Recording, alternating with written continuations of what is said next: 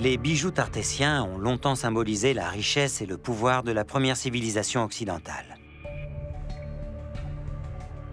J'ai convaincu le Musée archéologique national d'Espagne d'analyser quelques originaux datant du 7e siècle avant Jésus-Christ et découverts en 1920 à Aliceda, dans la province de Cáceres.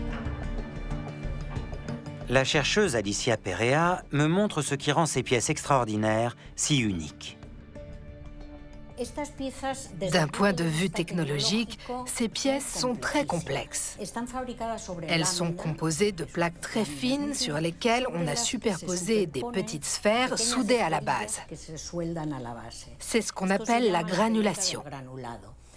Et on la retrouve également avec les fils d'or, le filigrane. La granulation et le filigrane sont fixés à la base en or par soudure. Ce trio technologique, la soudure, le filigrane et la granulation, est caractéristique de l'orfèvrerie tartésienne.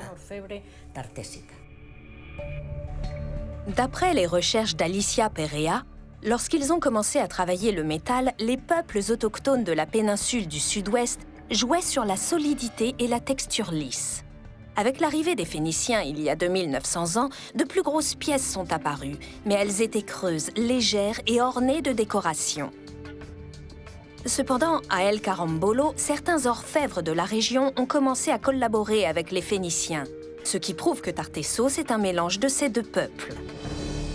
C'est très important, car jusqu'à récemment, ils pensaient que les peuples autochtones étaient en quelque sorte primitifs et dénués de connaissances.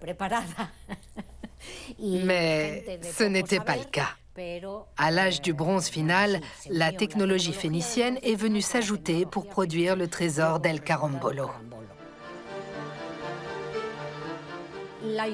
L'iconographie est réservée aux aristocrates.